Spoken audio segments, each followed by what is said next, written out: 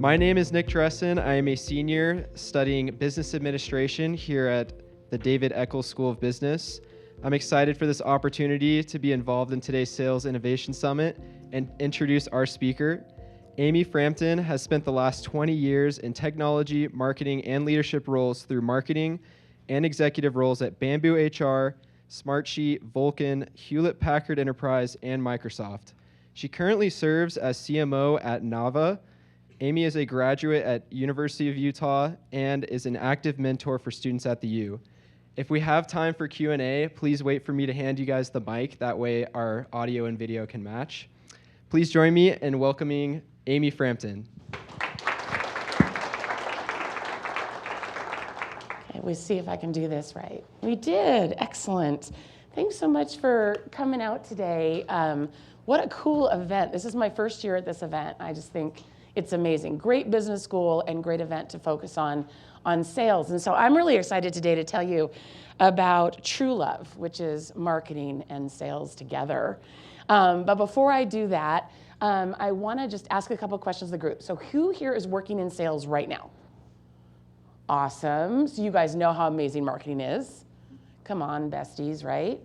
Maybe not always, but we're going to talk about why, and we're going to talk about how it can happen. And who's in school thinking you'll go into sales? Awesome. Well, it's a great career, and I encourage it. You know, I also, you could always take a look at marketing. No big deal. Am I allowed to say that? Okay, great.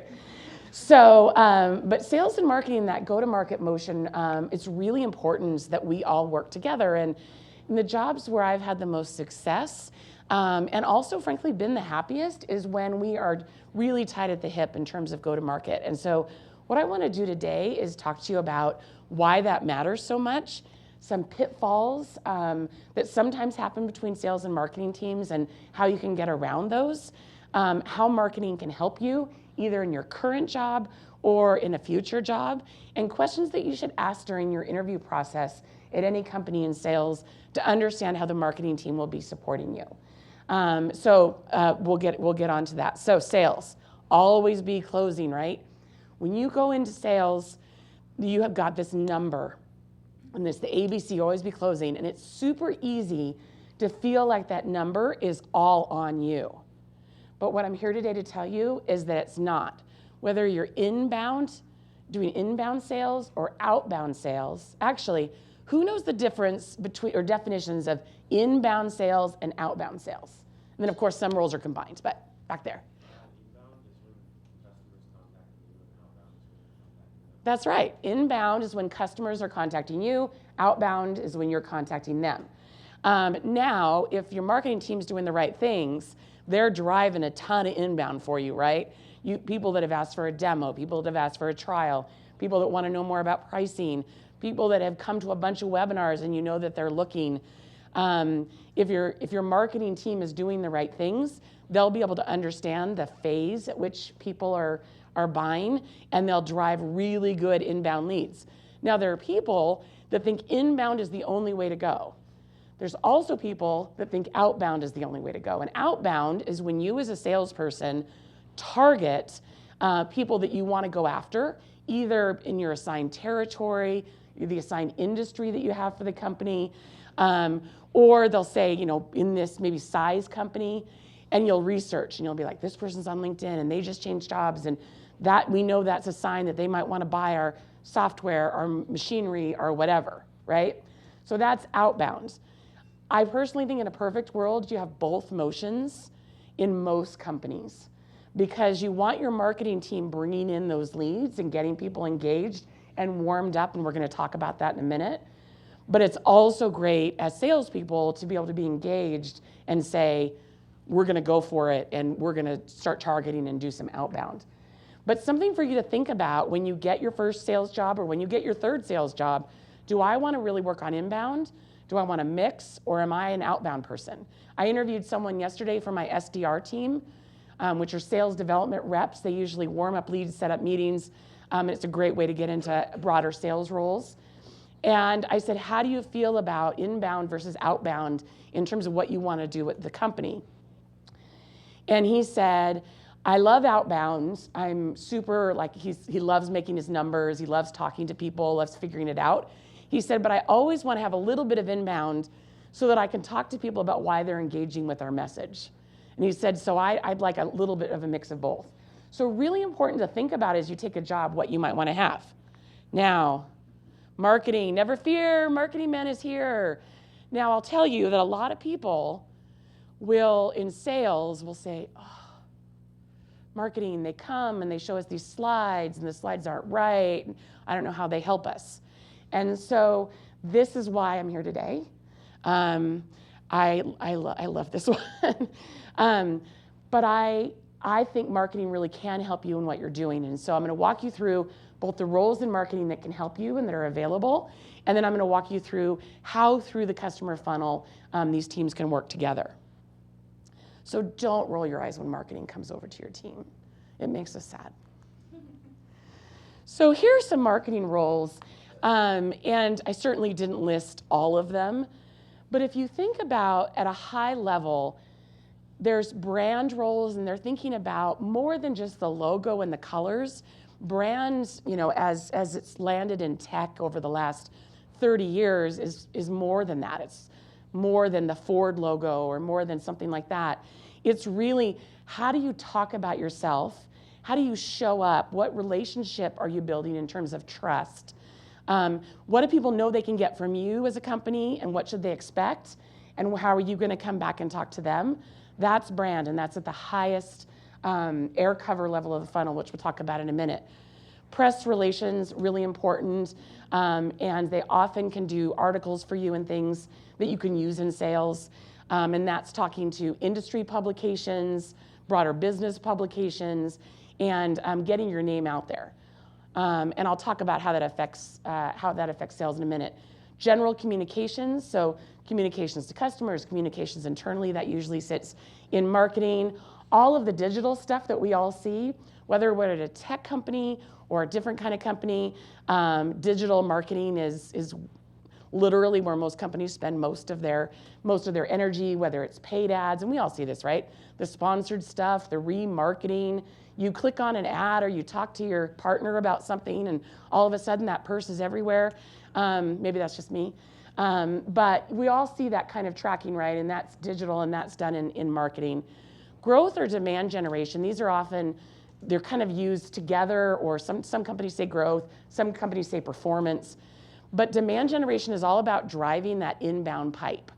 And so, if you have inbound salespeople, they want leads to call all the time. And a growth or performance or demand generation team is set to bring those in, warm them up, and have them ready for sales.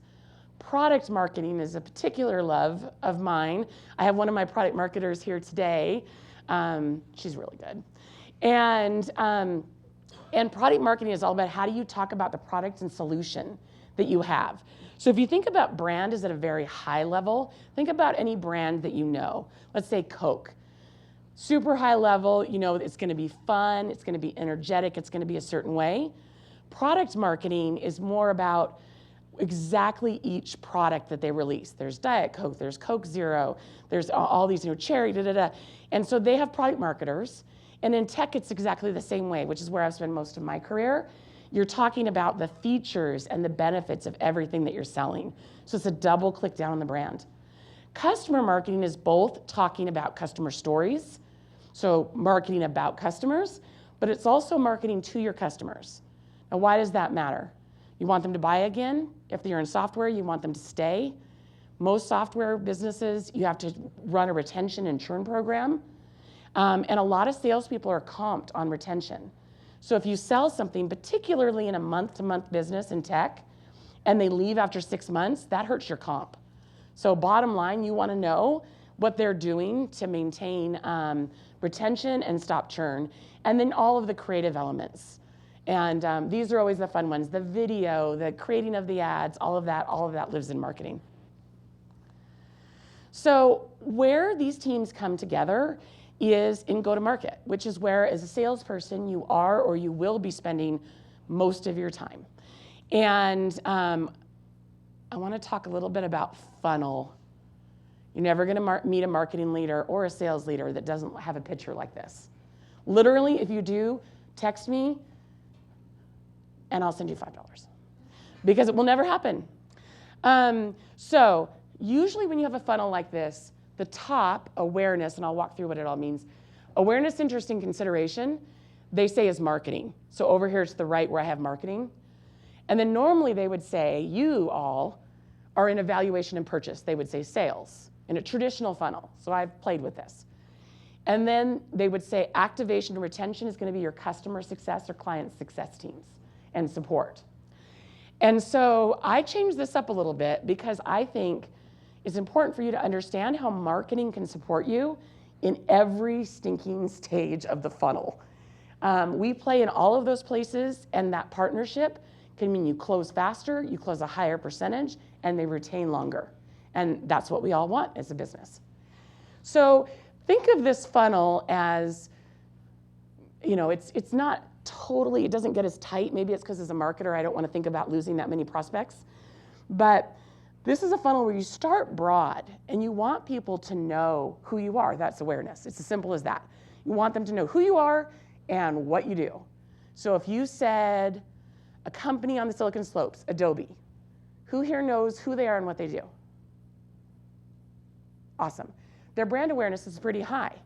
And then if you're a smaller company, or if you're a company that's maybe more tightly focused or doesn't have a lot of brand budget, there might be an awareness issue so that when you're calling as an outbound caller, people say, who?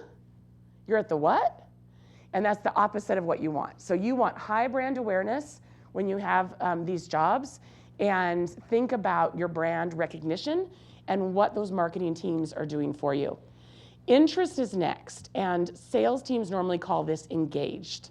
So I've got kind of the sales stages here in parentheses.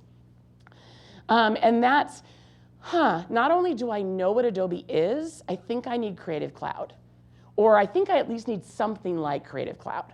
So marketing's job is to make sure that people know who you are when you call and what you do when they might think, I actually might need that. And then consideration is when they're actually looking for, hey, I'm going to look at 3 different Creative Cloud type products. I'm going to look at 3 different new boats. It's literally as tactical as that. When people are thinking about, yeah, I actually think I need to figure out which one of these I need to get, that's consideration. Then you really hit where the partnership becomes even more important, which is evaluation and purchase. And that's where the first part, marketing team takes the lead. Second part, the sales team takes the lead. And it's our job as marketers to make sure that as people are evaluating your product, no matter what it is, that you have the materials that you need and that you're ready to go to have those conversations and that you can get to close one really quickly. And then as you activate and the CS team, customer success, client success, make sure that they retain and grow, we can help you there too, and I'll show you how. So the kinds of things that marketing can do for you at the awareness through consideration phase, often called top of the funnel or tofu. Tofu, it's the best. That's really all about capturing and generating those marketing qualified leads, MQLs. And that is a phrase you will definitely hear if you haven't heard. MQLs, we're all about driving MQLs.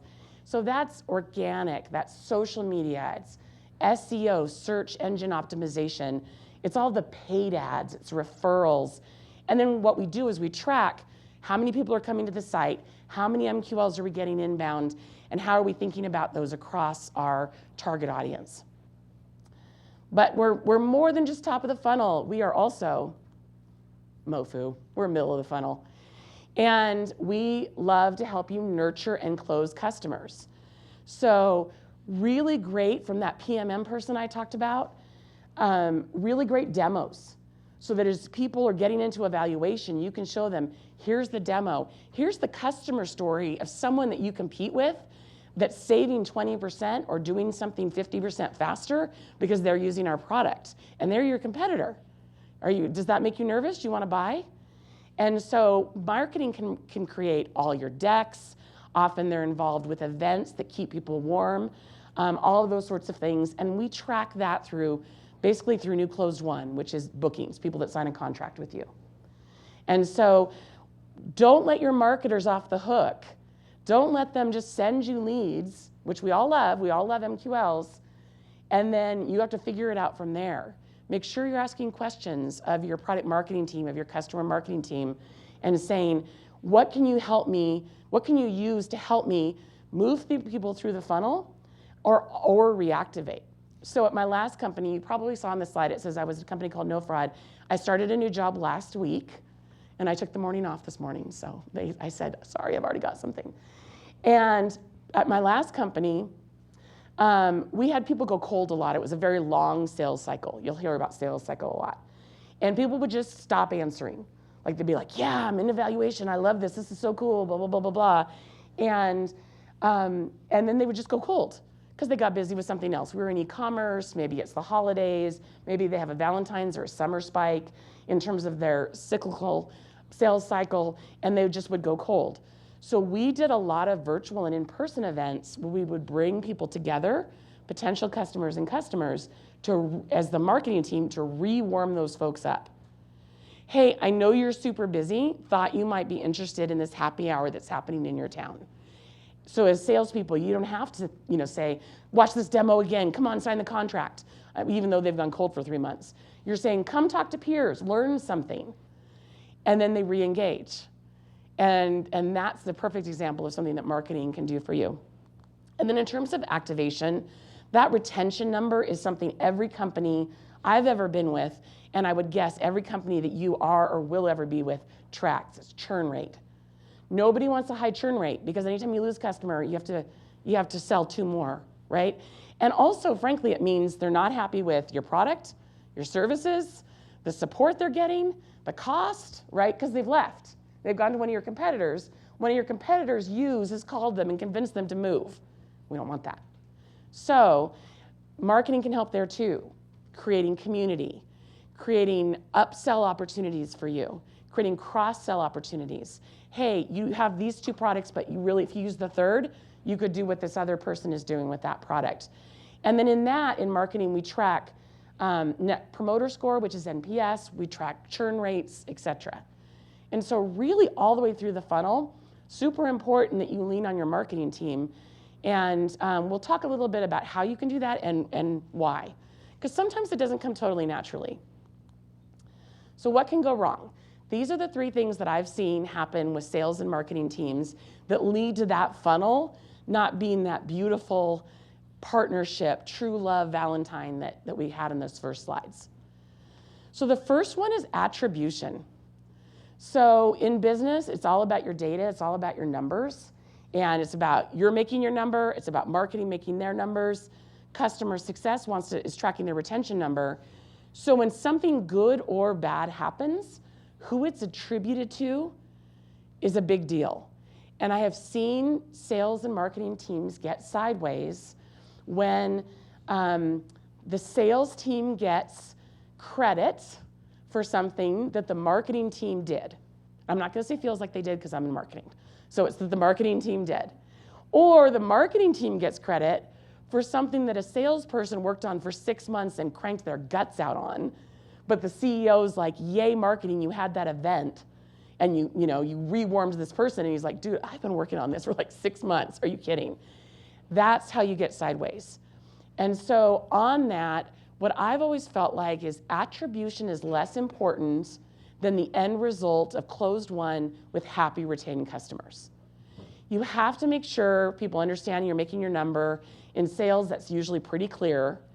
In marketing, I tend to take that, I'd rather not get the credit and get the closed won deal. Because then the engine's churning, and in the end, it all works out. But also, I've seen people do really successfully, and I've done, take joint goals. And so joint goals are really helpful because then it's like, we both reach this goal together, it's just a little bit easier. But attribution people can get. So my last company, the CRO called me and he's like, you're getting credit for these inbounds on the website that we're closing. But really, my team called them first. But then they came through the website and they asked for a demo and they got assigned, and I want credit for those.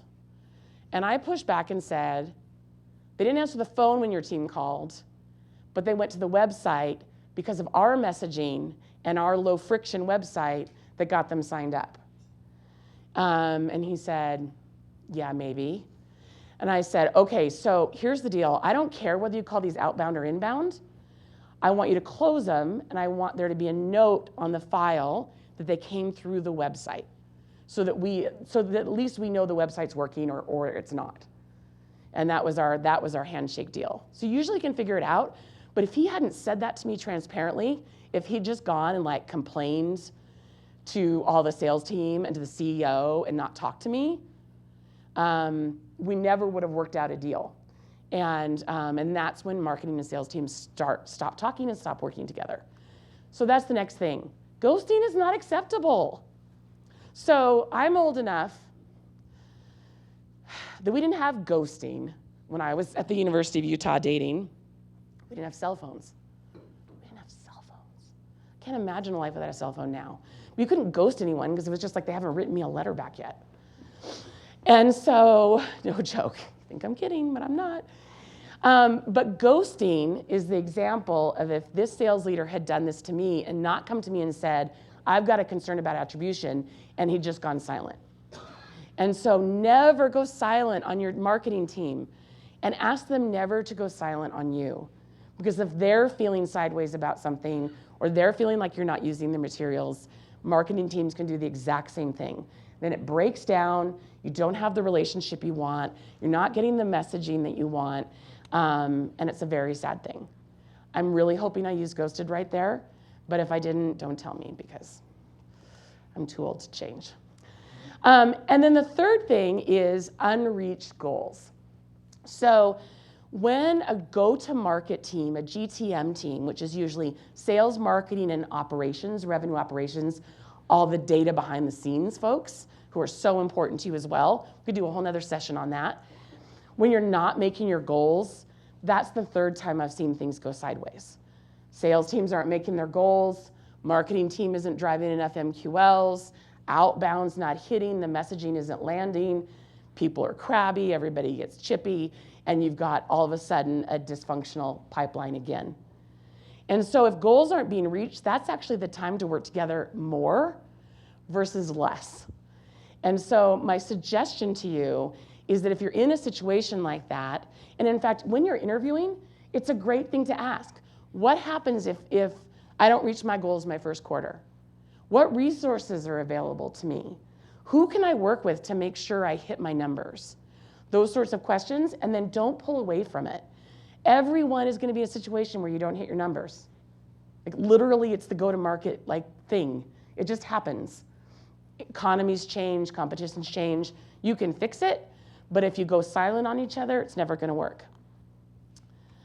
So, I was thinking about how to make this relationship work for you, and we talked about some pitfalls. We talked about kind of some interviewing questions, but I was thinking, what would I think you should know as you go into an interview, whether you're already in sales or not? And so these are things you can use if you're already working in sales or if this is something that is going to be your career after school. Understand the company's messaging and why it was built. So right now at our company, we're debating, does our sales team go in with, we can do this for you cheaper, because we totally can, or we can do this for you better, because we totally can. And we're having a discussion with our SDR, my SDR team, and our sales team about what is going to get you more traction on an outbound sales call and on a campaign to drive inbound leads. So we did some testing. We figured out that better and easier is actually more, for our audience, is actually more interesting. And we can deliver on it and explain it better. So that's our go-to-market, our value prop. We can do it for you better and easier. I mean, at a very high level, right? But I'm talking through with the SDR team and the sales team about the why behind that all the time. So if you're in an interview, what's your value proposition, interviewer person? You know how at the end they always say, give me some questions? What's your value proposition? Tell me about that. Tell me why you chose this as your value proposition. Tell me how it's been tested. Those are great questions to ask in an interview. Learn about how your marketing team drives and hands off leads. So do they go through an SDR first? Do they come straight to you? What counts as qualified? Because that's a handshake relationship. Is a lead qualified or not? Ask questions about the content you're seeing in market and what it's driving. And then I know that this sounds really simplistic, but seek out relationships with the marketing team. So you're going to build relationships with the sales team. That's awesome. They're always fun. But get to know your marketing team, because you can not only give that feedback. This is what I'm hearing from customers. Our value prop isn't landing. Or they have this question I can't answer. They want to know about a competitor that we don't have a battle card on. Do you know what a battle card is? Battle cards are docs. It's kind of an archaic term, but basically that compares what you do with a key competitor. And if they're doing their job, your marketing team should be providing these for you. So we're getting asked about Fizz at the Swig sales team meeting. I'm Swig. But if you don't understand how to talk about why you should buy our product versus someone else, that's a problem. Those relationships and that kind of two-way conversations is really, really important. So make sure you're asking the right questions when you get into a meeting about interviewing, what the marketing team is doing, how they built the value prop, because that's going to tell you if you're going to be able to execute and hit your numbers. And then once you start, make sure you're giving the feedback and seeking out those relationships, so that that kind of flywheel effect of two-way communication can help you reach your goals and hopefully exceed them. That's marketing and sales. Thanks so much.